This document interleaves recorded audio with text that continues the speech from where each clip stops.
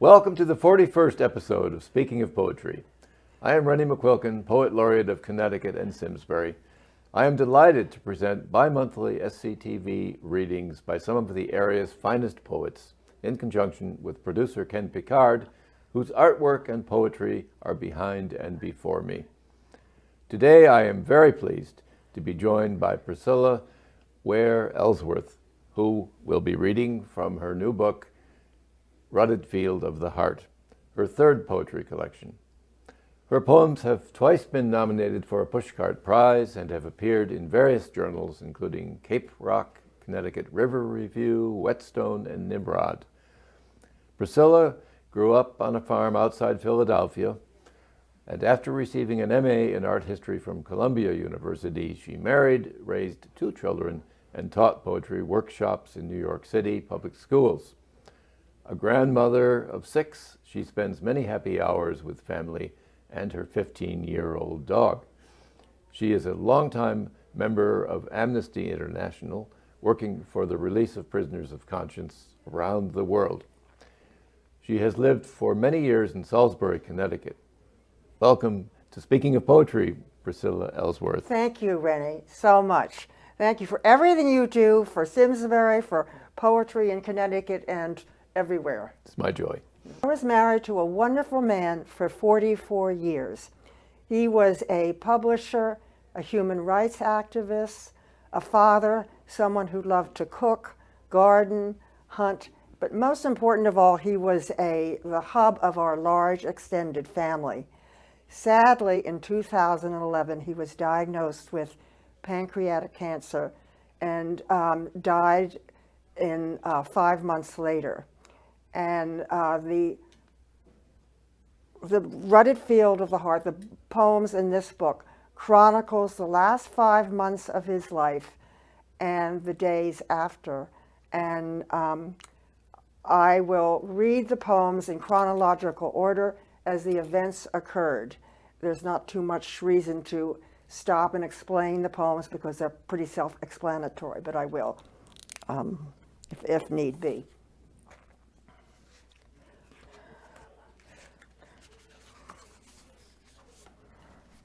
The Long Marriage. You and I, how did we get to this place, precariously perched, halfway up, or is it halfway down? As if the force that pushed us here had receded, leaving us to sit like a pair of boulders, not touching or talking. A penny for your thoughts. You look uneasy, as if you were expecting a call from your doctor or something to happen with our dog. Though the slippage of our bodies will eventually occur, today it is March. The sap in the maples is rising.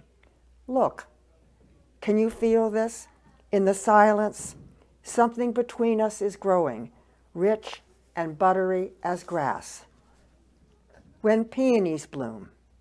It's like first love, he shouts, racing an armful of soft pink blossoms into the house, as if a summer of first kisses was spilling from these petals, and he 18 again, giddy with the smell of perfume. He has fertilized the soil, hooped the stems. In the mudroom he whistles and hums as he arranges bunch after bunch into bouquets.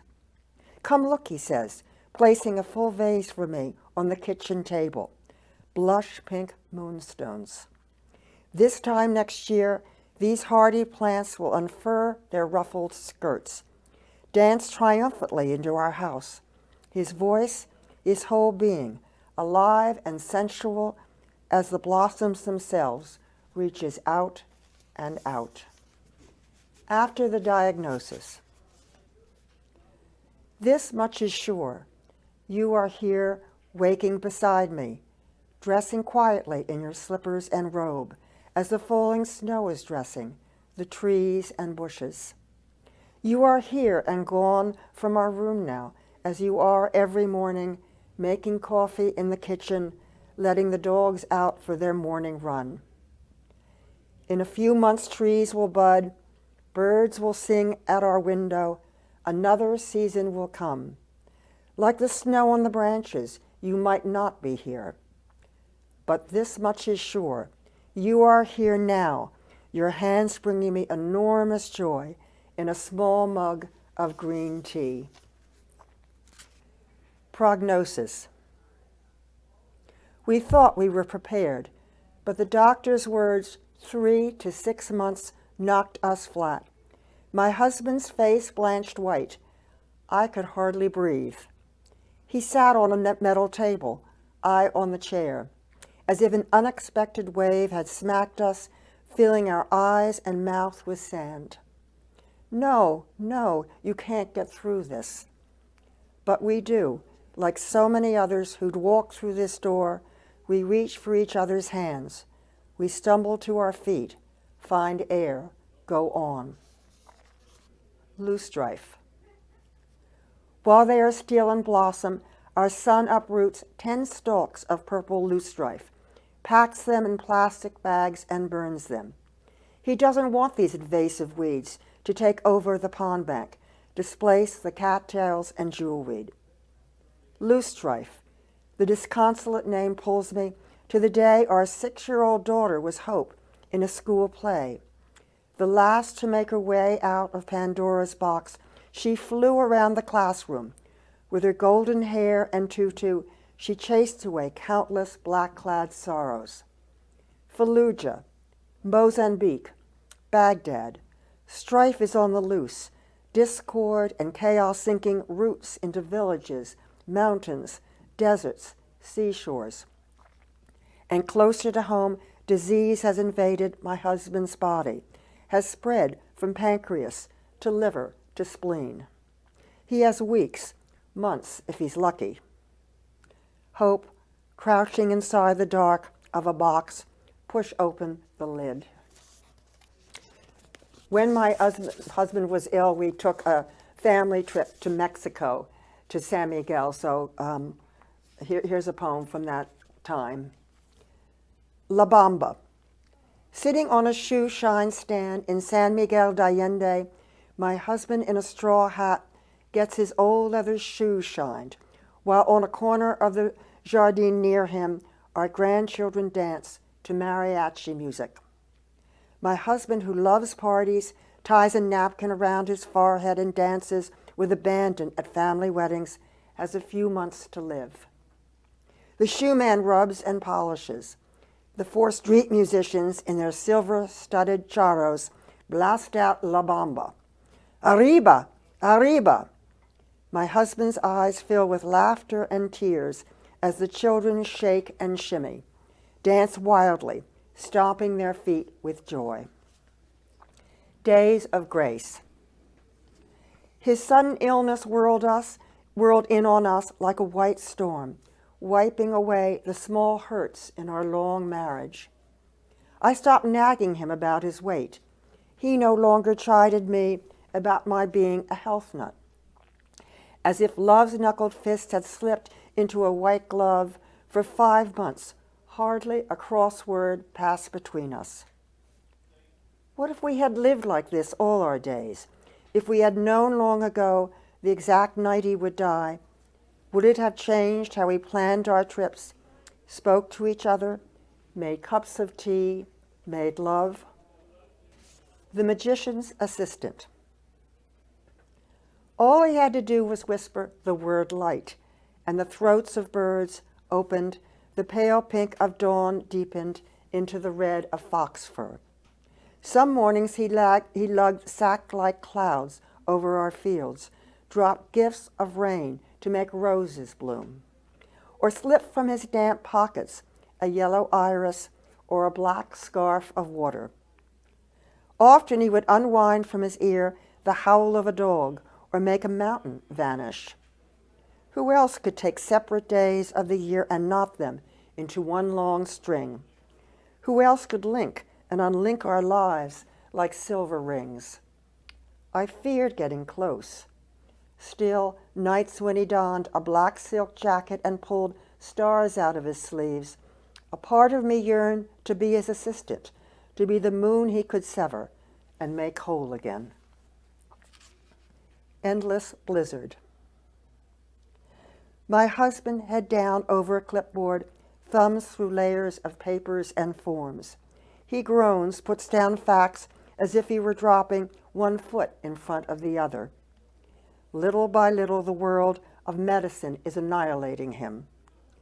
This winter, trudging from appointment to appointment is like a dream neither of us can wake from, as if he were pushing his way down one long corridor of snow after another, as if he were walking deeper into a whitened room.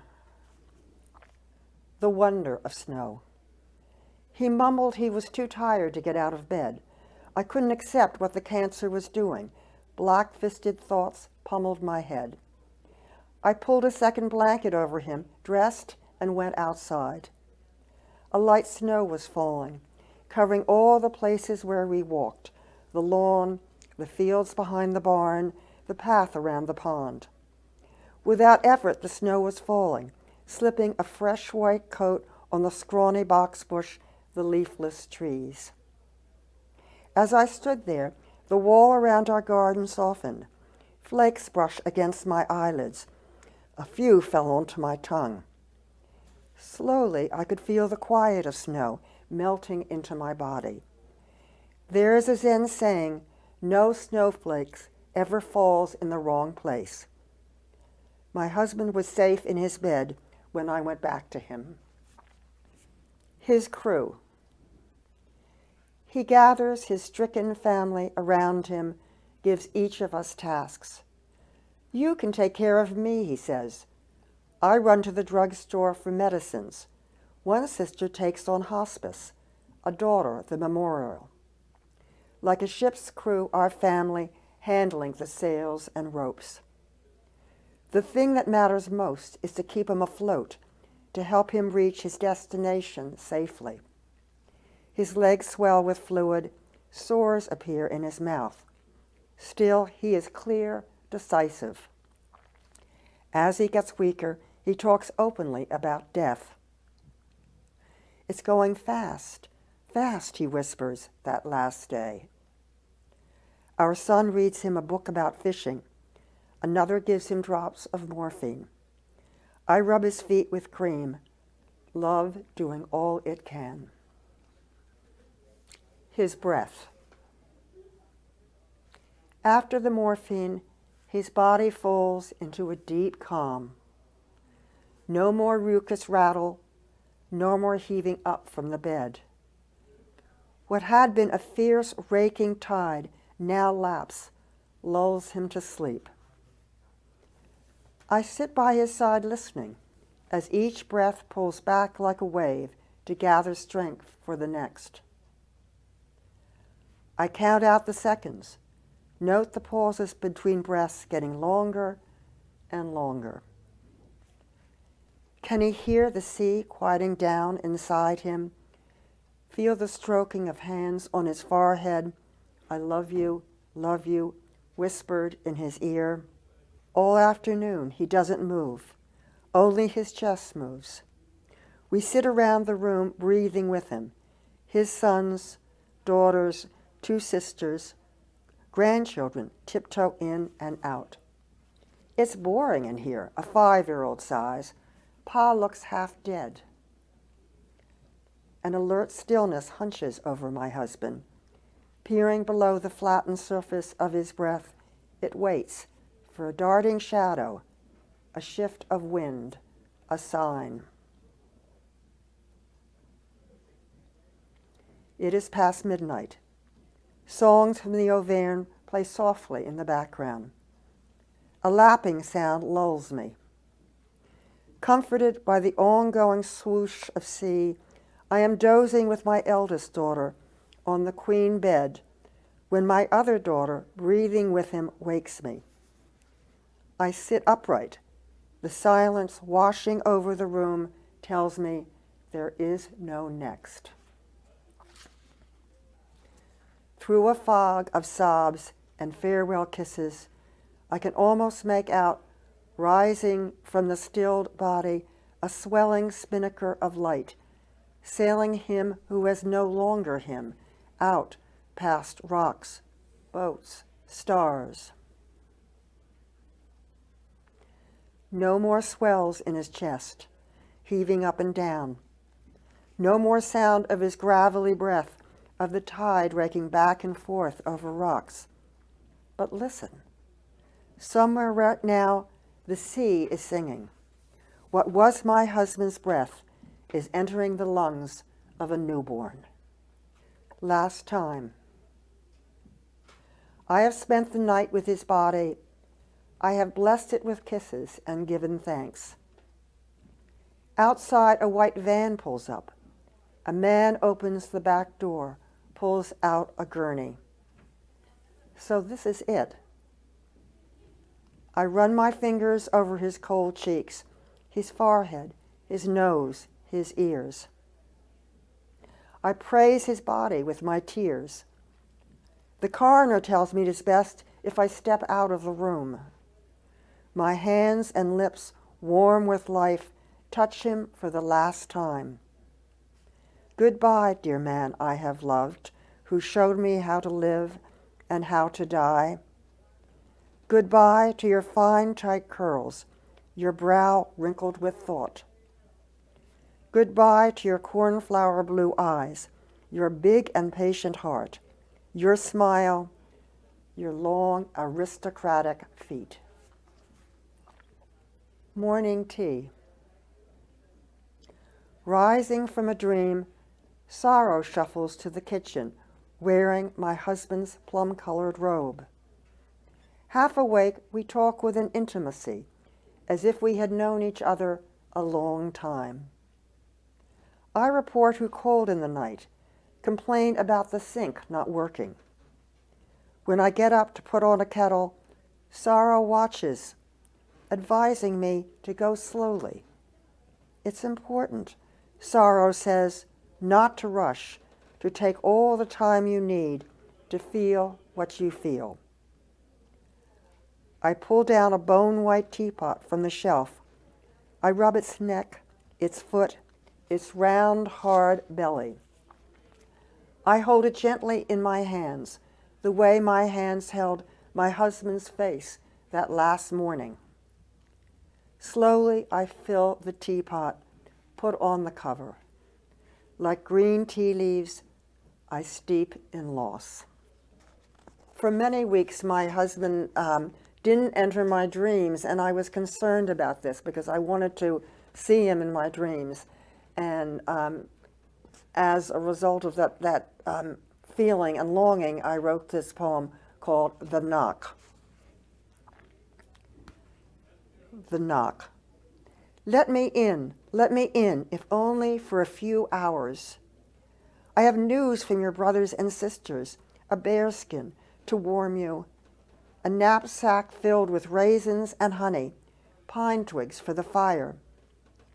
If you wish, I could put up a pot of your favorite huqua tea. Can you hear me rapping, shaking the window? When you held my face in your hands for the last time, your tears and kisses were like water to me. Darling, don't send me away tonight. The road through the deep snow was long. Spring. The first warm April day, the earth softens, begins to open. Flower beds, barren all winter, suddenly pulse with color. Yellow wood poppies stick their heads out of dirt, and fat stalks of bloodroot. I kneel in the garden, half-heartedly turning the soil, careful not to disturb new shoots of bleeding heart. Robins looking for worms resume their annual start dance on the lawn. Two squirrels chasing each other around a tree leap from branch to branch. A cardinal whistles, "What cheer, cheer, cheer, what cheer, cheer, cheer." My husband belongs here. I see him eagerly wheeling cartloads of mulch, baggy jeans, straw hat on his head. I hoop the peonies, stake the lilies, do tasks he used to do, the reality of his absence digging deeper and deeper in. I put down my tools. Apple tree. The collapse was inaudible. It wasn't until morning that I knew our favorite apple tree had rotted, split apart. One half still stood, but the flowering branches facing our bedroom were missing. All summer I checked on the tree. Its shape was thinner, more angular, but it continued to put out green. I wrote thank you notes, shopped, cooked, did much of what I had done before. Last evening, after 3 days of rain, what was left of the tree fell, as if it couldn't hold the weight of its loss. Twin seeds. One arrived one evening when I was listening to the songs from the Auvergne, a recording we often played. The other unexpectedly when I picked up a red pepper in the market. His death had turned me to fertile ground. Still, I thought, they're temporary visitors, having hitched rides on notes of music, hairs of light. They won't stay long. I never believed those twin seeds would settle in the rutted field of my heart, with time split their husks, unpack roots and branches. His ashes. To the bobolinks nesting in the hayfield, to the monarchs feeding on milkweed, to the timothy and clover, the sedge-grass and pond water, I give these ashes. To the bittern hiding in the cattails, the beaver asleep in his lodge, to the light, cloud, hawk moving through air, I give these ashes. To our sons, daughters, grandchildren who will inherit this farm, to those who have died and those yet to be born, I open my hand, release these ashes. What we loved most about you. You are done now with shooting pheasants, casting flies for rainbows, done with telling family stories, with reading Yeats, Sakharov, Dostoevsky. You are through now with hooping peonies, with planting wood poppies and double bloodroot. Others will take up the fight for prisoners of conscience, will cook the Thanksgiving turkey. Someone more skilled at carpentry will repair our broken table. Younger men will race out to be first on the dance floor, but none will tie a checkered napkin around his forehead, hold a carnation between his teeth. No, they won't be you, my love, lit up with wedding music and champagne, stomping your long aristocratic feet, lighting a fire in the toes of every woman in the room. And my last poem, Through a Window. I watched as the coroner wheeled your body away. With my own hands I scattered your ashes. And yet this morning in the kitchen, peeling the skin off a peach, I saw you through a window. You were in the garden, tamping in plugs of rosemary and thyme. I called your name Whitney, and you turned, started to walk towards. Just then a neighbor's dog barked. You disappeared. I don't know who dressed you in your baggy jeans, led you into the garden. I do know you exist. I saw you through a window. Priscilla, thank you. That's such a deeply moving, terribly sad, and yet strangely joyful story that you have told us. The Arriba dance, when you knew that things were not right, but took the trip to Mexico anyway. That dancing of his that could make the feet of any woman in the room begin to move in joyful ways.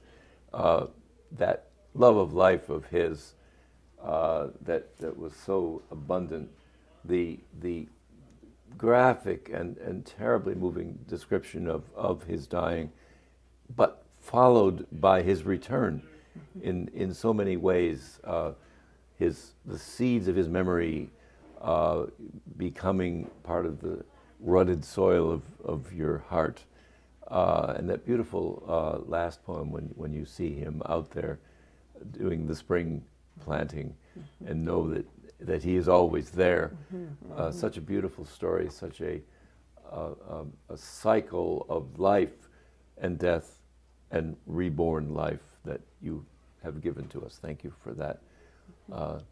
And I also want to thank Karen Handville, the enormously talented station manager of SCTV, and Ken Picard, who produces and edits this show, and whose artwork is behind us, and some pottery of his before us.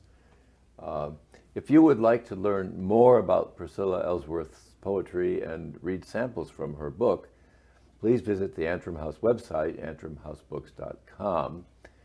You may also be interested in other Antrim House poets whose lives and works are described on the website. Goodbye for now until we meet again for the 42nd, impossibly 42nd, installment of Speaking of Poetry.